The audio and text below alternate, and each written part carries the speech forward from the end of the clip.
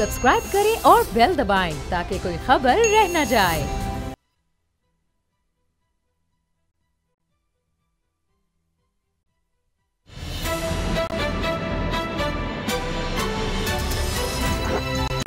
अब पता चला। बिस्मिल्लाहिर्रहमानिर्रहीम, अस्सलाम वालेकुम। मैं हूं मोहम्मद उसामा गाजी और आप देख रहे हैं अब पता चला।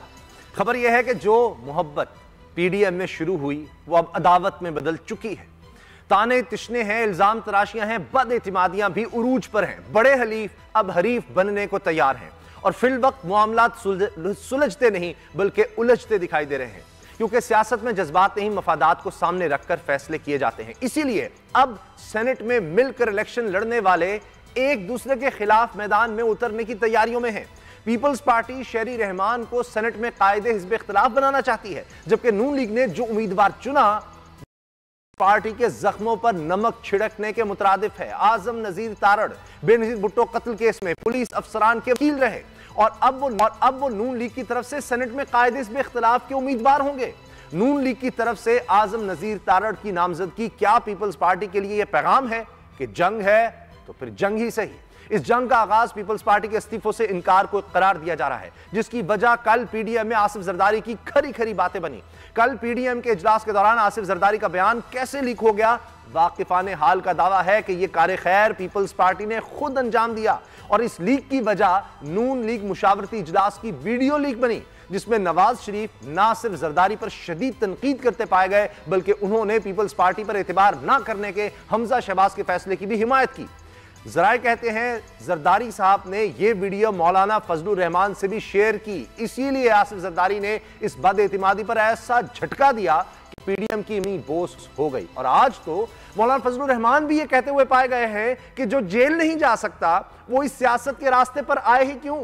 सवाल उठ रहे हैं कि क्या मौलाना का यह मशवरा नवाज शरीफ के लिए है? खबरें हैं कि नवाज शरीफ ने इस मामले पर फौरन मौलाना से टेलीफोनिक राब्ता किया है, शायद गिला करने के लिए। ये आप भी जरदारी साहब की जुबान क्यों बोलने लगे? हकीकत यह है कि इस वक्त नवाज शरीफ को बचाना नून लीग का सबसे बड़ा एजेंडा है, जिसके लिए वो हर हद से गुजरने के लिए तैयार है। इस्तीफों की बात करें तो इस मामले पर पीपल्स पार्टी का शुरू दिन से ही ये स्टैंड रहा है। इस्तीफों को लेकर दिलचस्प हकीकत यह है कि पीडीएम को जो 9 जमातें इस्तीफे देने पर मुत्तफिक हैं, इनमें से अक्सरियत की कौमी असम्बली में एक भी सीट नहीं है, एक भी। आफ्ताब शेरपाव की कौमी वतन पार्टी, साजिद मीर की जमीयत अहले हदीस, अब्दुल मालिक बलोच की नेशनल पार्टी, अचकजई की पख्तूनख्वा मिली इमामी पार्टी और अनस नुरानी की जमीयत उलमाए पाकिस्तान, ये वो जमातें हैं जो कौमी असम्बली में एक भी सीट नहीं रखती, लेकिन इस बात पर मुत्तफिक हैं कि अपोजिशन को कौमी असम्बली से इस्तीफे दे देने चाहिए। अब सूरत हाल ये है कि लॉन्ग मार्च मुलतवी हो गया, पीडीएम को अपनी पड़ गई। क्या ऐसे में कहा जा सकता है कि हुकूमत के सर से खतरा टल गया? मुखालफिन की तरफ से अब अफवाहें यह फैलाई जा रही हैं कि इमरान खान को लाने वाले अब इनका मुतबादिल तैयार कर रहे हैं। इसकी हकीकत क्या है, इस पर भी बात करेंगे और विफाकी काबीना में तब्दीलियों की नई मुतवक्के लहर का भी जायजा लेंगे। लेकिन पहले वो मशवरा सुन लें जो मौलाना फजलुर रहमान ने आज नवाज शरीफ साहब को दिया है। असद खरल साहब, बाबर डोगर साहब मेरे साथ हैं। खरल साहब, ये किसको मशवरा दिया है मौलाना फजलुर रहमान ने, और क्या ये बड़ी बेइज्जती की बात नहीं है कि पहले जरदारी साहब ने ये कुछ किया और अब मौलाना साहब? अब मामला ये है कि उसामा साहब, मैं तो आप भी, डोगर साहब भी, इस प्रोग्राम के अंदर मेरा ख्याल है हम नजूमी तो नहीं है, ना हमने कभी इस तरह का दावा किया है कि हम सितारों का हाल जानते हैं। लेकिन ज़ाहिर बात है, जो साफ़ी है, जो फील्ड में जाता है, जो इन लोगों के अंदर बैठता है, इन लोगों के करीबी लोगों में बैठता है, उनसे राब्ते रखता है, फिरता है, सुन गुन लेता है, या बिहाइंड द कैमरा बहुत सारी ऐसी चीज़ें हैं जो कि वो करते हैं और वो कैमरे के सामने बड़े बड़े सीनियर जो रहनुमा नहीं कर सकते। उस बुनियाद पर मैं करूँगा या डोगर साहब करेंगे तो हम उस बुनियाद पर ये चीज़ें बताते हैं। जितनी चीज़ें बताई हैं, मैं कोई ये दावा या कोई नहीं ले रहा क्रेडिट, वो नाज़रीन जानते हैं, आप भी बता दें। एक चीज़ भी गलत तो नहीं अभी तक हुई। 99.9% जो है मेरा ख्याल चीज़ें हुई हैं आलमोस्ट ठीक। अब बाकी ये है कि बाकी तो अल्लाह ताला की ज़ात है जो परफेक्शन, उसके अलावा दुनिया में तो कोई चीज़ मुकम्मल नहीं है। ना कोई ऐसा अल्लाह माफ़ करे कि हम कोई सितारों का हाल या इस तरह देखते हैं, हालात के ऊपर डिपेंड करता है और उन हालात का जायज़ा लेकर डॉट मिला के हम जमा तफरी करते हैं। अभी जो आप बात कर रहे हैं कि मैंने बताया अभी कि जूतियों में दाल बट रही है, तो उससे कोई फ़र्क तो नहीं नज़र आ रहा। यानी एक एक स्टेप के ऊपर, एक एक कदम के ऊपर यानी जो काम पीडीएम और हुकूमत के दौरान टकराव का है, हुकूमत एंजॉय कर रही है और पीडीएम आपस के अंदर दस्तों गिरेबान है, आपस के अंदर ड्यूटियों में दाल बांट रही है। यानी फजलुर रहमान साहब पीपल्स पार्टी पर डाउट कर रहे हैं और एक दूसरे को दाव भी लगा रहे हैं। पीपल्स पार्टी फजलुर रहमान साहब पर डाउट कर रही है और उसको दाव लगा रही है। नवाज शरीफ साहब जो है वो पीपल्स पार्टी को डिच कर रहे हैं, पीपल्स पार्टी उनको डिच कर रही है। फिर उसके बाद एक दूसरे के साथ हर बंदा जो है वो एक दूसरे को धोखा दे रहा है। मौलाना फजलुर रहमान साहब का डिप्टी चेयरमैन सेनेट नून लीग ने इसलिए हरवाया ताकि मौलाना फजलुर रहमान साहब जो कह रहे हैं कि जो नामालूम हैं वो हम बताएंगे, ताकि एस्टेब्लिशमेंट या कौमी सलामती के इदारों के खिलाफ जो गैर मुल्की मुल्क दुश्मन ताकतों का जो नवाज शरीफ को जो स्क्रिप्ट दिया हुआ है कि मौलाना साहब उससे पीछे ना हट जाएं, और इसलिए दानिस्ता उनका डिप्टी चेयरमैन हरवाया। फिर उसके बाद गिलानी साहब को चेयरमैन इसलिए हरवाया कि जनाब उनका स्टेक इन्वॉल्व ना हो, सेनेट में चेयरमैन ना बन जाए। वही गिलानी साहब जो पहले जीते, फिर उसके बाद किसने उनको हरा दिया, कहाँ से वोट कम हो गए। फिर उसके बाद ये मैसेज भी थे और भी इसमें बहुत सारे इशारे हैं। फिर उसके बाद जनाब वही जो सेंटर है जो जनाब 10 मिनट में जनाब कौन सी पीएचडी कर ली, 7 वोट जब पहली दफ़ा गिलानी साहब के ऊपर जनाब मोहरें लग गई और ज़ाया हो गए। और अचक ज़ई साहब सुन लें, उनका तो अब जिक्र नहीं कर रहे।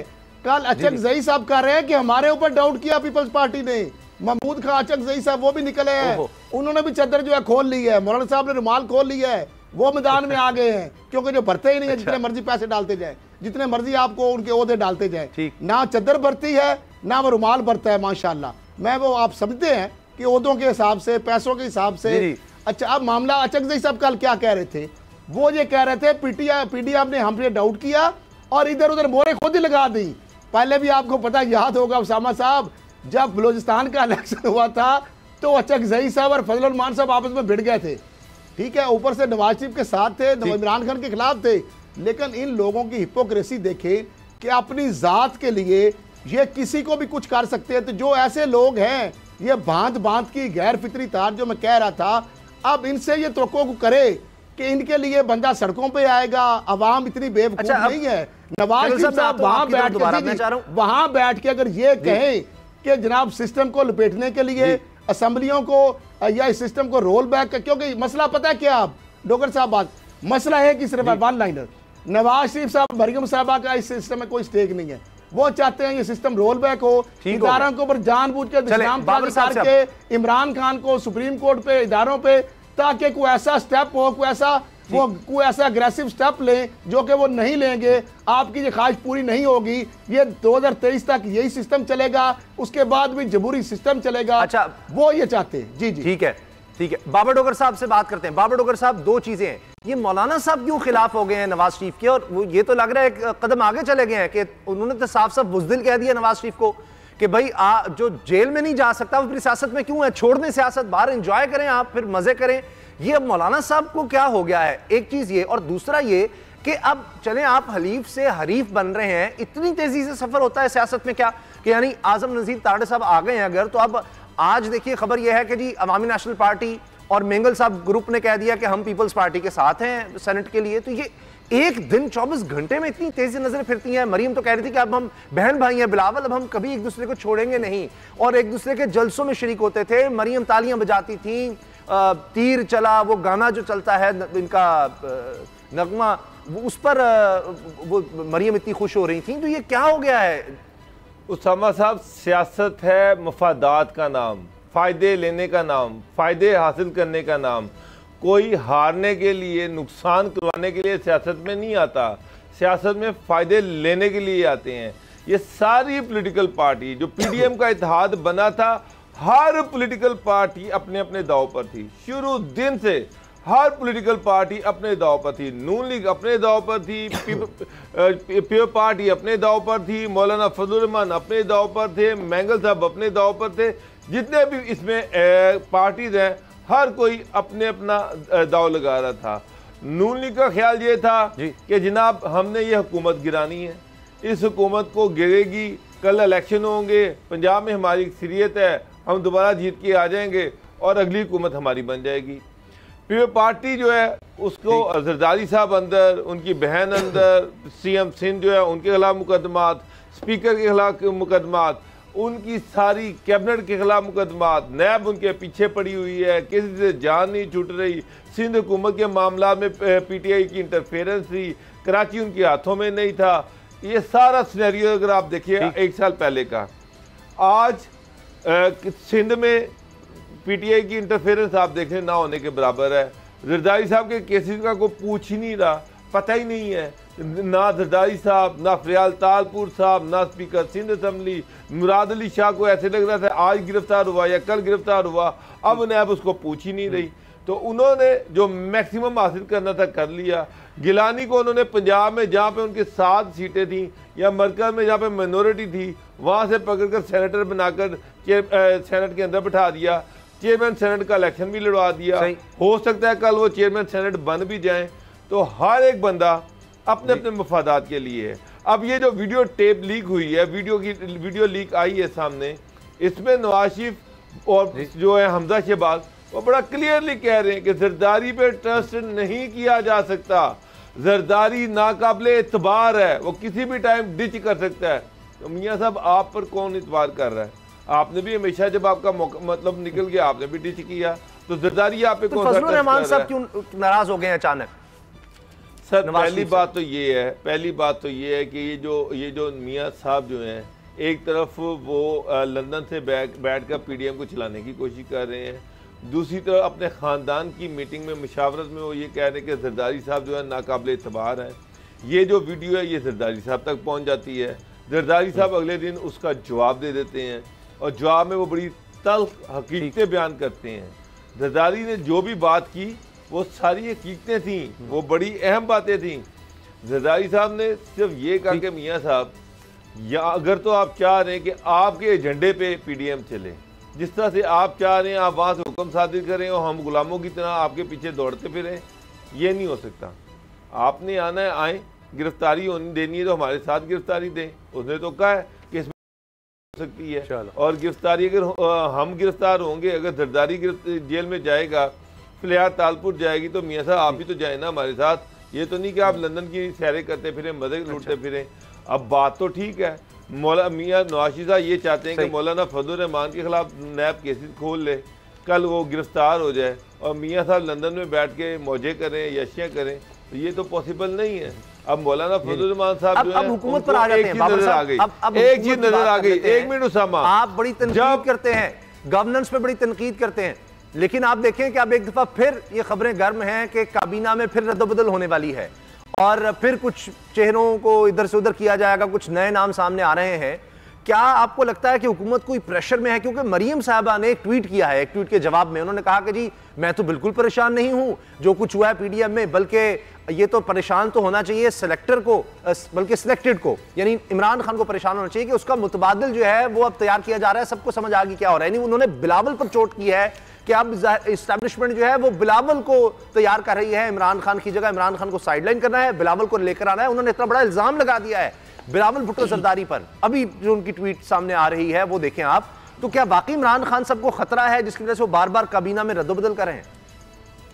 उसामा साहब, फेडरल गवर्नमेंट के पल्ले है क्या, फेडरल मिनिस्टर के पल्ले है क्या? एक चीज तो ये है कि फेडरल गवर्नमेंट में भी ब्यूरोक्रेसी का राज है और पंजाब में भी ब्यूरोक्रेसी का राज है। सवाल थोड़ा एक चीज सर, एक मिनट, अब जो मेन चीज है उसामा साहब वो ये है कि इमरान खान साहब को फेडरल गवर्नमेंट से या फेडरल कैबिनेट से कोई खतरा नहीं है। मसला ये है कि आप वीडियो जो लीक हुई है उसमें जो क्लियरली एक चीज सामने आई है वो ये है कि नवाज शरीफ भी ये कह रहे हैं और हमजा शहबाज भी कह रहे हैं कि उस्मान बुज़दार तो हमारे फायदे में है। अगर पंजाब में हमने इलेक्शन जीतना तो उसके लिए उस्मान बुज़दार को आना जरूरी है। मसला ये है कि जब तक उस्मान बुज़दार नहीं तब्दील होता उस वक्त तक जिसको मर्जी तब्दील करता रहे। जो उसामा साहब ने किया, एक मिनट डोगर साहब, जो सवाल उसामा साहब ने किया उसका मैं जवाब देता हूँ। शायद आपने भी बात की मामला, उन्होंने कहा कि क्या फेडरल कैबिनेट में जो तब्दीलियां कर रहे हैं क्या इमरान खान को थ्रेट है, ये अपोजिशन से इसलिए कर रहे हैं? पुजदाब या बुज़दार की तो बात ही नहीं हो रही ना, जो तब्दीलियां हो रही इधर तो हो नहीं रही, ज़्यादा तब्दीलियां तो वफाक के अंदर बात हो रही है। दूसरी बात सुन लें, क्या इस पीडीएम से इमरान खान को खतरा होगा? जो आप कह रहे हैं मौलाना फजलुर रहमान साहब आसिफ जरदारी की बोली बोल रहे हैं, वो उनकी कश्ती पे सवार हो चुके हैं। वही बयान आज मौलाना फजलुर रहमान साहब दे रहे हैं जो कल आसिफ जरदारी और बिलावल भुट्टो जरदारी साहब दी थे कि शेर बनो बुज़दिल नहीं बने, यही आए।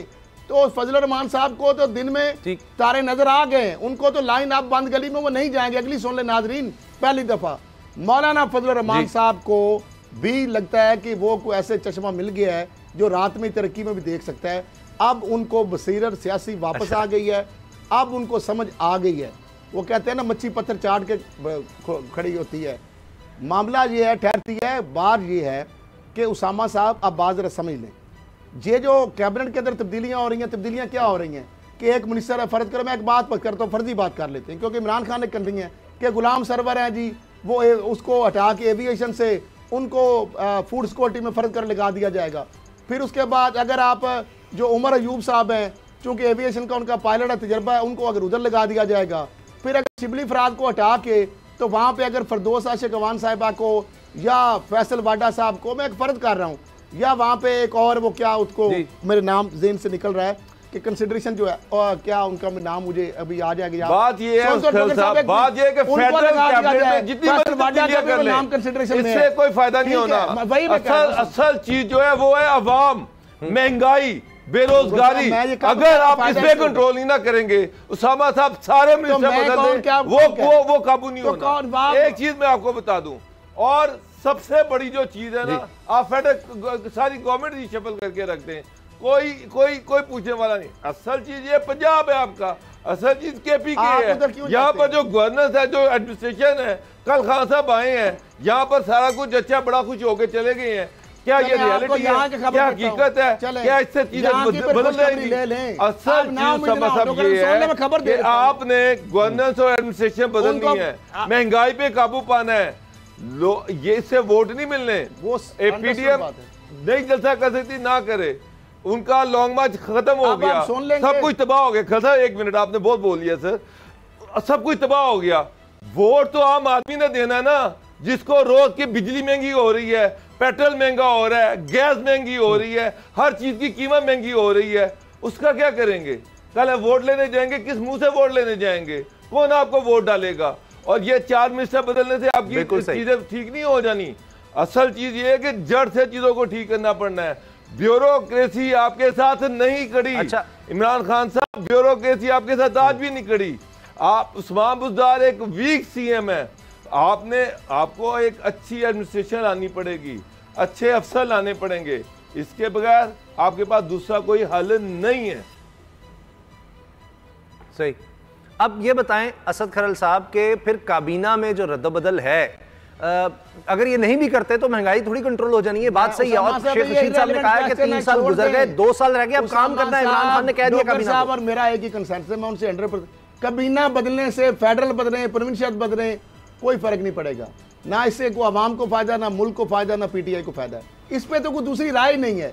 ये आप, और इसमें क्या फर्क है, उधर से उधर, उधर से उधर। और वो फखर माम कहाँ, उसको भी फूड सिक्योरिटी से चेंज करके, और एक और मिनिस्टर का जिस तरह नाम आ रहा है, और वजारत इत्तलात। अच्छा मामला ये है, उसामा साहब खबर पे आ जाते हैं, तजिए या जो हम तारसद करते हैं, या डोगर साहब बात करते हैं, या हमारा रोना है कि अवाम को तो रिलीफ की हम रोते हैं कि अवाम को रिलीफ देने के लिए पीटीआई डिलीवरी के लिए क्या होता है, टीम का होता है कैप्टन, उसके बाद होते हैं खिलाड़ी।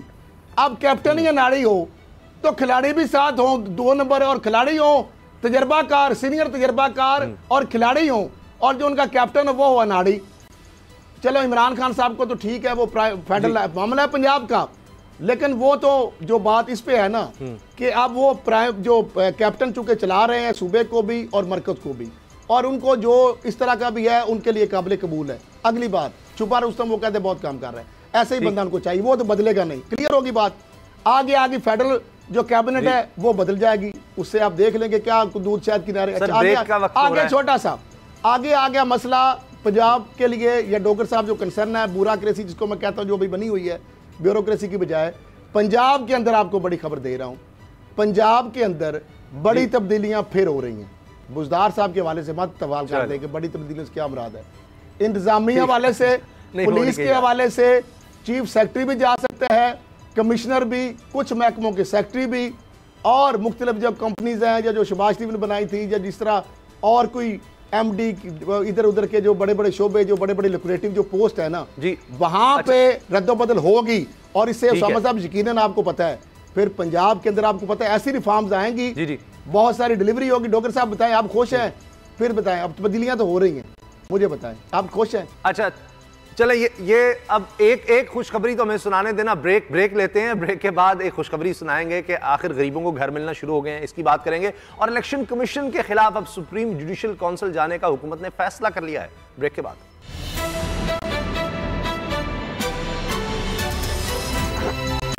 अब पता चला।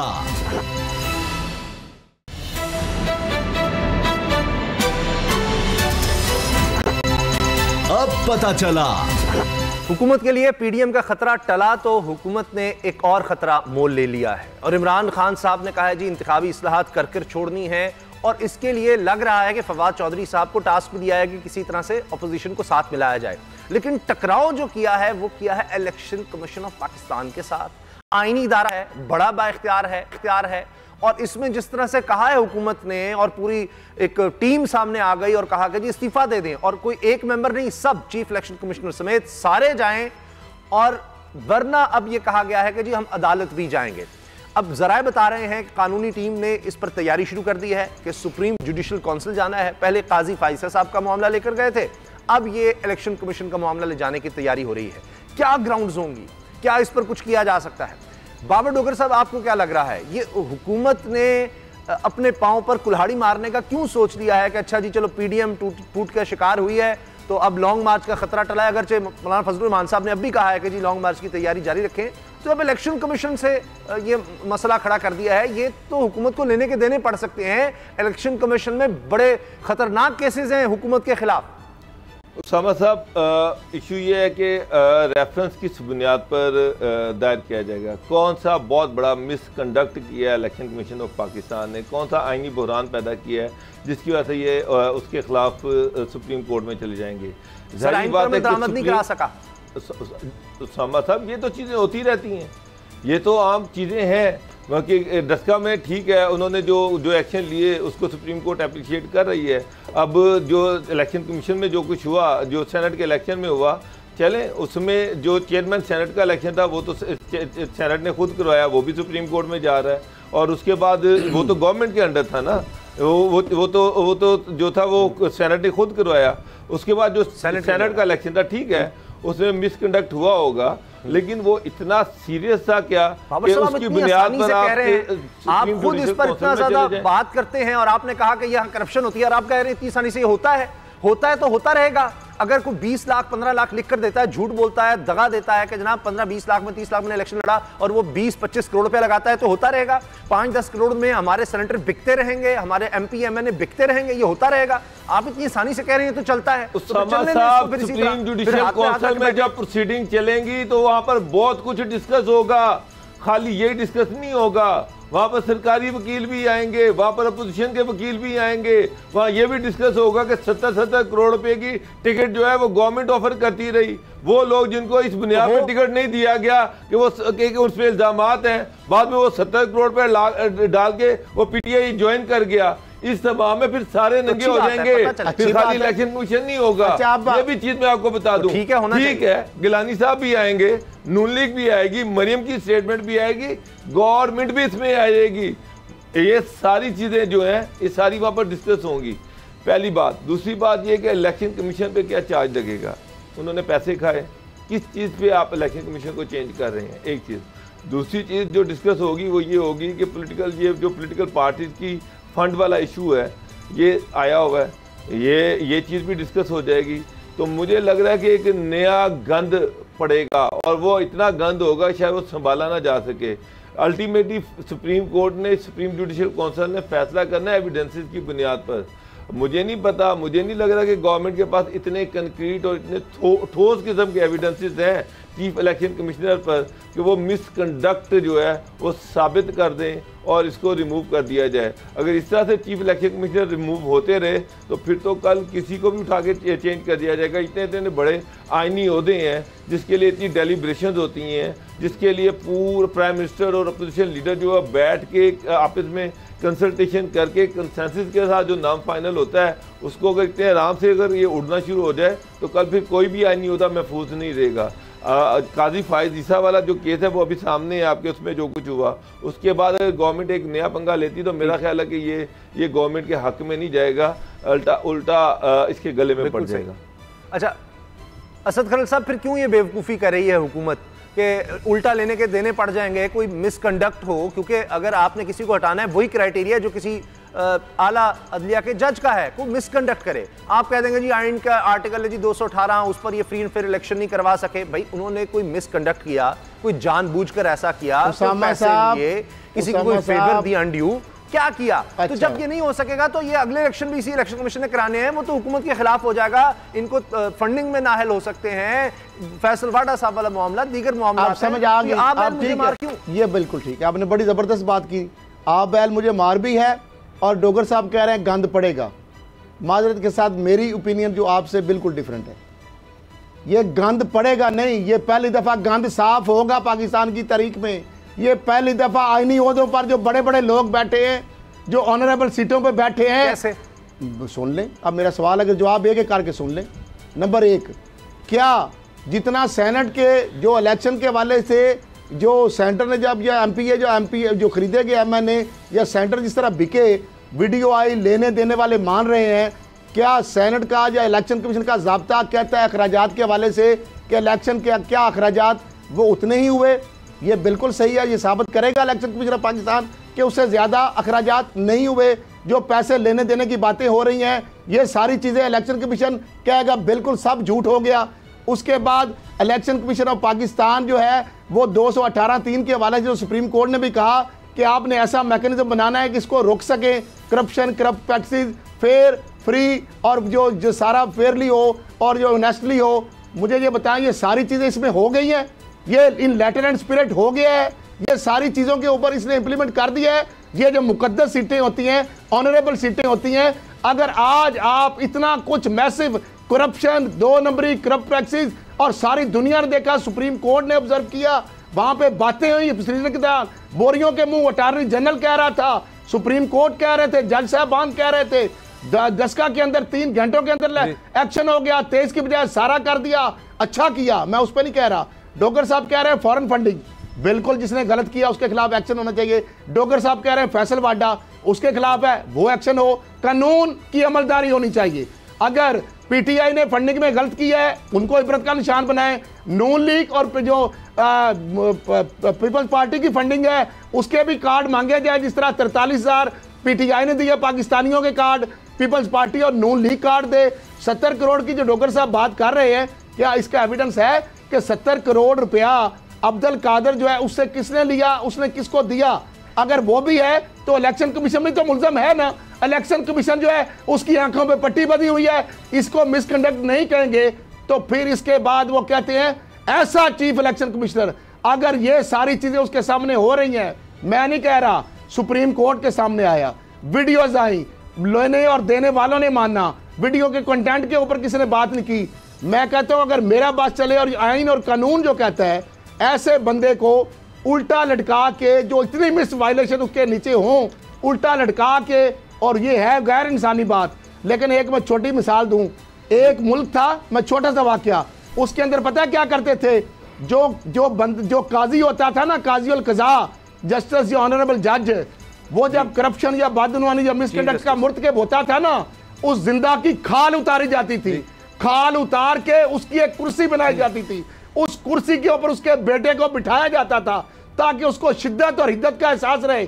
यहाँ पे या तो फिर कानून बनाए ना, जब अमलदारी की बात होती। आपको डॉक्टर साहब हमें क्या मसला है कि इमरान खान के गले पड़े या नवाज शरीफ के पड़े?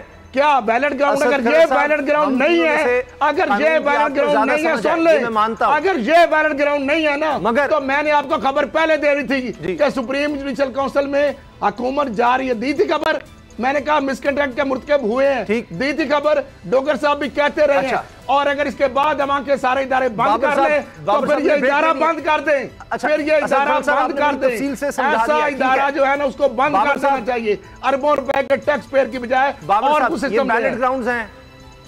खल साहब, मैं खल साहब जो बातें कह रहे हैं मैं उन बातों से सहमत हूं, मैं उन बातों से, मैं उस पर कार्रवाई तो करो, उसामा साहब कार्रवाई नहीं करता, मैं उन बातों से सहमत हूं। बात यह है कि जब सुप्रीम जुडिशियल काउंसिल में बात जाएगी तो वहां पे क्या करेगी वो डॉक्टर साहब? एविडेंस सुप्रीम जुडिशियल काउंसिल में बेगुनाही किसने साबित करनी है? एविडेंस सामने आ क्या एविडेंस इसमें नहीं है? कौन सी एविडेंस आपको चाहिए? खैर साहब, वीडियो आई, गवर्नमेंट ने साबित करना है, तो इलेक्शन कमीशन ने क्या गवर्नमेंट भी साबित करेगी, वीडियो भी है, ऑडियो भी है, पैसे लेने दो बंदे से पैसे लेना साबित हो रहा है। वीडियो में पैसे नजर आ रहे हैं सामने, लोग लेने वालों की तस्वीरें आ रही हैं, उन्होंने जो किया किसी के ऊपर दावा, उनके अकाउंट निकलवाए, जो डॉक्टर साहब कहते रहे FBI है, ISI है, MI है, IB है, FB है, सारे निकाल लें, खंगालें, गवर्नमेंट निकाल लें कि या सही होगा या गलत होगा। जो भी आता है, अगर PTI के बंदे आते हैं उनको इबरत का निशान बनाएं, नून लीग के आते हैं उनको इबरत का निशान बताएं, PP के आते हैं उनको, JUI के, और अगर वो सारों को बने पार्टी फंडिंग में, अगर इमरान खान की पार्टी ने 43,000 कार्ड दिए हैं, बाकी ने 3-3 कार्ड भी नहीं दिए होंगे बाहर से, अगर उनका पैसा है, तरीका जो भी है, क्या ये ट्रांसपेरेंसी नहीं होनी चाहिए? इमरान खान अपने आप को रिस्क में डाल रहे हैं, एडवेंचर में डाल रहे हैं। कोई बंदा पागल भी ये इस तरह करेगा? लेमैन भी आम सोचता है कि अगर आप कहते हैं, आपकी बात मान लीजिए डॉक्टर साहब की, कि ऑफेंड आप कर रहा है इमरान खान, अपना उसका केस है, वहां पे ऑफेंड हो सकते हैं, क्योंकि ये ऑफेंड हो सकता है और यकीनन होगा। अच्छा सर, जब आप इलेक्शन कमीशन के खिलाफ कमेंट, जी बाबर साहब का कमेंट ले लेते हैं ब्रेक से पहले। जी सर, मैंने तो सिर्फ इतनी बात की है कि इसमें बहुत ज्यादा गंद पड़ेगा, तो गंद को साफ नहीं होना चाहिए। आप सिर्फ दूसरी चीज ये केस ये नहीं है, ये कोई इलेक्शन रिफॉर्म का केस नहीं है, ये केस है कि गवर्नमेंट ने साबित करना है कि जनाब ये जो चीफ इलेक्शन कमिश्नर, तो मैं साबित कर दूंगा, मैं दावा करता हूं, मैं चैलेंज देता हूं, मैं चैलेंज देता हूं डॉक्टर साहब। एक मिनट, अच्छा क्या मैं चैलेंज साहब सुन लेना, मैं उसके खिलाफ गवर्नमेंट ने कहा जा रहा है कि आप कैसे साबित करेंगे? क्या जाकर इन्वेस्टिगेट करेंगे आपके उनके कितने असासे बढ़ गए जिन्होंने पैसे लिए हैं? इस पर हम बात करेंगे, ब्रेक लेनी है, लेकिन ब्रेक के बाद ये बात भी करनी है कि इमरान खान साहब ने क्या वादा पूरा करना शुरू कर दिया? 50 लाख घरों का उन्होंने कहा था, आखिरकार उन्होंने दिहाड़ीदार दीगर मजदूरों में अब घर तकसीम किए हैं, 500 घर, 1000 अपार्टमेंट्स अभी और करने हैं, ये हो गया है। ब्रेक के बाद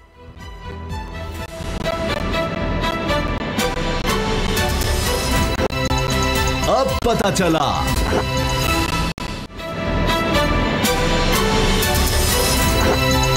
अब पता चला। वज़ीर आज़म इमरान खान आज बहुत खुश नजर आए और उन्होंने कहा कि हमने अपना वादा पूरा करना शुरू कर दिया है। नया पाकिस्तान हाउसिंग अथॉरिटी ने काम जिस तरह से किया है, 2 साल तो लग गए, कानून अदालत में चैलेंज रहा, उसी मसला बना रहा। अब 50 लाख घरों का टारगेट वो कह रहे हैं हम अचीव कर लेंगे। 2 नए बड़े शहर हम बना रहे हैं, 7,000 घर दे चुके हैं गरीब लोगों को, इंतहाई गरीब लोगों को।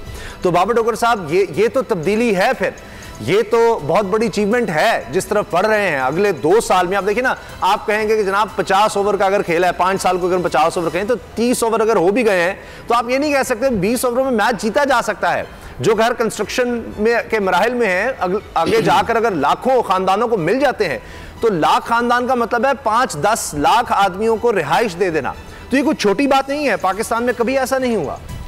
देखें उसामा साहब, जो चीज़ ठीक है वो ठीक है। अगर 7,000 लोगों को सस्ते घर मिले हैं तो बड़ी अच्छी बात है। ये गवर्नमेंट का काम है लोगों को घर प्रोवाइड करना, छत प्रोवाइड करना, सस्ते घर प्रोवाइड करना। और अगर ये गवर्नमेंट ने इनका अपना इंतखाबी मंशूर भी था, अगर उन्होंने ये किया है तो बिल्कुल बड़ा अच्छा स्टेप है, बिल्कुल इस पर अप्रिशिएट किया जाना चाहिए गवर्नमेंट को कि। और ये जो सारा प्रोजेक्ट है ये तमाम शहरों में जाना चाहिए, तमाम जहाँ भी लोगों ने अप्लाई किया हुआ है उन सबको ये घर मिलने चाहिए। लेकिन इसके साथ साथ उसामा साहब, एक और जो मेन चीज़ है वो ये है कि गुर्बत का ख़ात्मा करें, लोगों को रोज़गार दें। ये भी वादा किया था कि 50 करोड़ नौकरियाँ देंगे, वो नौकरियाँ कब मिलेंगी इसको भी पूरा किया जाना चाहिए। लोगों को गुर्बत की लकीर से ऊपर लेके आना है, नौकरियां देनी है, महंगाई ख़त्म करनी है। फ़िलहाल महंगाई की वजह से लोग गुर्बत की लाइन से बहुत नीचे चले गए हैं। तो एक चीज़ मैं आपको बता दूं कि अगर अभी जो पहले बात हो रही थी कि या हो सकता है कि PDM तो कुछ ना कर सके, लेकिन लोगों के अंदर गुस्सा बहुत है। ये चीज़ आप याद रखिएगा, लोग इस गवर्नमेंट से खुश नहीं हैं। जिस तरह से इमरान खान साहब को मल्टीमीडिया ब्रीफिंग दी जा रही है, बड़ी अच्छी प्रेजेंटेशन दी जा रही है, इससे मुल्क नहीं चलना। खान साहब को इंडिपेंडेंट सोर्सेज से बाहर निकलना पड़ेगा, इलेक्टेड लोगों से मिलना पड़ेगा, मसाइल सुनने पड़ेंगे, आम आदमी को सुनना पड़ेगा, तभी जाके मसाइल हल होंगे। गुर्बत का खात्मा और उसके साथ साथ महंगाई का जब तक खात्मा नहीं होगा ये चीज़ें बेईमानी हो जाएंगी। मैं आपको बिल्कुल सीरियस बात कर रहा हूँ। लोगों के मसाइल बढ़ रहे हैं, लोगों के लिए जीना मुश्किल हो रहा है, महंगाई बढ़ती जा रही है, पेट्रोल की कीमतें बढ़ती जा रही हैं, बिजली की कीमतें बढ़ती जा रही हैं, आगे गर्मी आ रही है, बिजली का इस्तेमाल मज़ीद बढ़ना है। जब बिजली का इस्तेमाल बढ़ेगा तो जाहिर बात है बिजली ज़्यादा इस्तेमाल होगी, पेट्रोल ज़्यादा इस्तेमाल होगा, महंगाई मज़ीद बढ़ेगी, गवर्नमेंट को अल्टीमेटली बिजली की कीमतें बढ़ानी पड़ेंगी, पेट्रोल की कीमतें मज़ीद बढ़ानी पड़ेंगी। खबरें तो ये आ रही हैं कि स्टेट बैंक को भी इंडिपेंडेंट किया जा रहा है IMF की ख्वाहिश पर। जो चीज़ें आ रही हैं, अगर आपको फैसला करना पड़ेगा कि आपने IMF की डिक्टेशंस को कंप्लीट फॉलो करना है या फिर अपने अवाम की तरफ देखना है। अगर तो आप IMF की कंडीशंस को पूरा करते रहे तो नीचे अवाम 22 करोड़ जो है ना वो 10 करोड़ रह जाएगी, 12 करोड़ तो नहीं जी सकते इन कंडीशंस के साथ। ये चीज़ें क्लियर हैं। 7,000 घरों से 22 करोड़ अवाम के मसले हल नहीं हुए उसामा साहब। आपको लोगों के नहीं, देखिए बाबर साहब ये फिर आप ज्यादती कर रहे हैं। अब 7,000 घरों का मतलब ये नहीं है कि 7,000, ये आगाज है और ये हुकूमत की तरफ से अगर ये किया जा रहा है, निजाम देना बात है, तो आप देखिए 7,000 लोगों के लिए तो फर्क पड़ गया ना। महंगाई के इंडिकेटर देख लें, बहुत अच्छी बात है, मैंने इसकी तारीफ कर दी है, लेकिन जो मेन इशू है, जो बुनियादी इशू है वो है महंगाई। महंगाई महंगाई एक आम आदमी से महंगाई से लड़ नहीं पा रहा। आम आदमी बेचारा जो है वो उसकी जिंदगी बदतर हो रही है, बेहतर नहीं हो रही। तो ठीक है आप घर बनाएं, बिल्कुल ठीक है, लेकिन महंगाई का सदेबाप करें, किसी भी तरह से करें। आपकी रेवेन्यू कलेक्शन जो है वो नीचे जा रही है। की बात की है, कंस्ट्रक्शन सेक्टर को IMF नहीं चाहता था कि इस तरह से फैसिलिटेट या ये कहें कि उसमें छूट दी जाए, एमनेस्टी दी जाए। तो असद खरल साहब, उसकी वजह से भी कहा जाता है बड़ी इन्वेस्टमेंट आई है और ये अभी आगाज है। हो सकता है बाकी अगले 2 सालों में हम लाखों खानदानों को देखें। एक घर का मतलब है एक खानदान, उसमें जितने अफराद हैं। तो अब लोग अगर परेशान भी होंगे, लेकिन जिसको इस तरह से घर मिल जाएगा, जो कभी सोच भी नहीं सकता था कि 15-20 हज़ार रुपया मैं महीने की किस्त दूंगा, जो वो बेचारा किराया देता है और अपना घर हो जाएगा, उसके 15-20 साल बाद उसको एक रिहाइश मिल जाएगी, उसके लिए बड़ा रिलीफ है। और इससे यानी वो खानदान तो मेरा ख्याल है कि इमरान खान को फिर वोट करेगा, तरीके इंसाफ को करेगा, तो उस लिहाज से। और ये एक निज़ाम दे जाएंगे, जिस तरह बेनज़ीर इनकम सपोर्ट प्रोग्राम आया, हुकूमत उसको बंद नहीं कर सकी, उसको चलाना पड़ा, चलें उसको एहसास में शामिल करना पड़ा। इसी तरह ये एक पूरा एक नया पाकिस्तान हाउसिंग अथॉरिटी बनाना, तो ये आगे चलेगा। और उम्मीद है कि इससे बहुत से गरीब खानदानों को जितना रिलीफ मिलेगा, वो तो जाहिर है कि महंगाई से भी पिस रहे हैं। उस महंगाई में होते हुए वो कभी सोच भी नहीं सकते थे कि हम कभी अपना मकान बना सकेंगे, हमारी औलाद कभी अपना मकान बना सकेगी, तो उनको तो अपनी छत मिल रही है। उसामा साहब बहुत अच्छा काम है। चले वो कहते हैं कुफर टूटा खुदा खुदा करके, एक अच्छा आगाज़ है। और 7,000 का मतलब है अगर 70,000 नहीं तो 50-60,000 अफराद तो होंगे। घर का एवरेज फैमिली 5-6 लोगों को भी लगाई जाए तो एक आगाज़ बन जाएगा। हमें बुनियाद रखी जाती है, जिस तरह डैम अयूब खान के बाद अब बन रहे हैं कितने सालों के बाद। वो भी वक्त था कि 1952 में गालबन जर्मनी को हमने कर्जा दिया। मैं पढ़ रहा था बुक और उसमें सारा वो रिकॉर्ड देख रहा था कि जर्मनी जैसा मुल्क, चाइना हमसे बाद में आज़ाद हुआ, कहाँ पहुँच गया।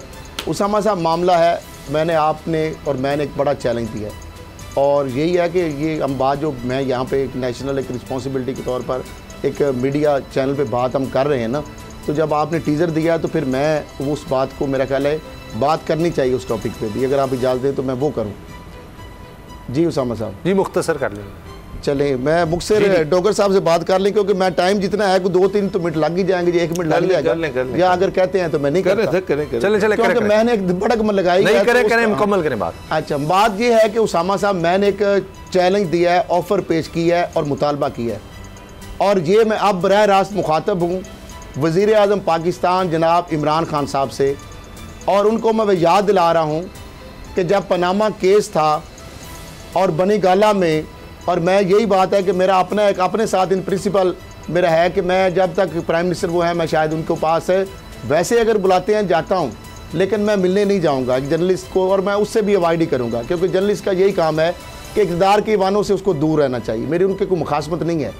7 मई का गालबन दिन था गर्मियों का, और वो केस पनामा में यहाँ पे अजहर सिद्दीक साहब वकील थे, लार्जर बेंच हमने बनाया, 500 सफ़ात के डब्बा एविडेंस का, जो बाद में JAT ने उसको शामिल किया। कमरजमान चौधरी को भेजा, 14 सफ़े का कवरिंग लेटर लगाया। उसके अंदर ये वो किताब है जो पनामा में बतौर एविडेंस पेश की।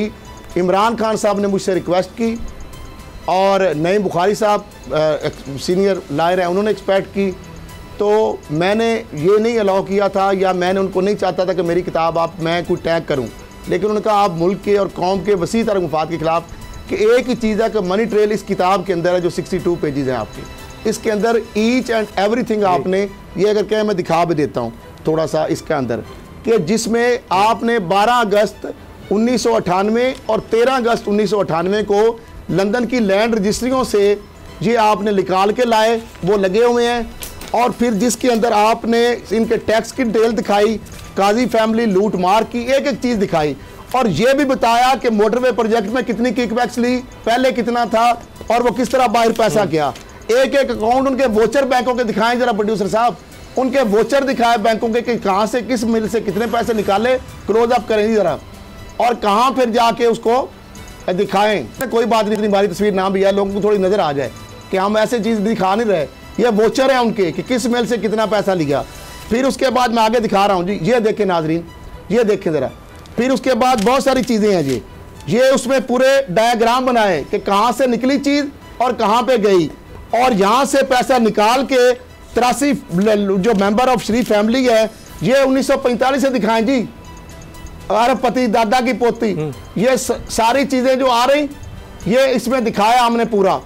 ये एक एक चीज़ हमने दिखाएं जी, बड़ा करके दिखा लें। नवाज शरीफ का, मियाँ शरीफ का एक एक चीज़, ये CBR उस वक्त होता है, FBR से मोहरे हैं, कैलबरी फाउंड नहीं है, ये सारी चीज़ें हैं इसमें। अब मामला ये बहुत लंबी डिटेल है। ये किताब आ गई, इमरान खान साहब से 2.5 घंटे मेरी 1-on-1 मुलाकात थी। इमरान खान साहब को इसलिए 30 पसीने में वो शराबूर हो गए, एक एक चीज़ उन्होंने समझी। उनका असद, ये जो आपने चीज़ें मुझे दिखा दी और कमर जमान लेके डब्बा 2 दफ़ा गायब कर चुका है, इसके बाद उसने कहा मुझे अब समझ आ गई है, अब इनको मैं नहीं छोड़ूंगा। पहला पनामा केस में मेरा फैसला हुआ। शेख रशीद सुन लीजिए, अब उनको बता रहा हूं। शेख रशीद मेरे घर में आया, कैलबरी जो फाउंड के लिए बेनिफिशियल ऑनर, लंदन जाके डीड भी मैं लेके आया, ये सारी चीजें।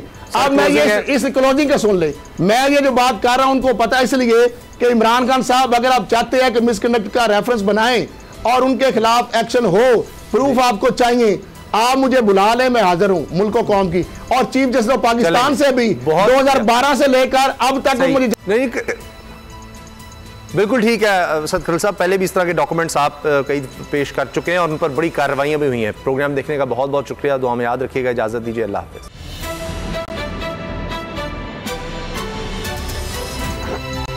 अब पता चला। सब्सक्राइब करें और बेल दबाएं ताकि कोई खबर रह न जाए।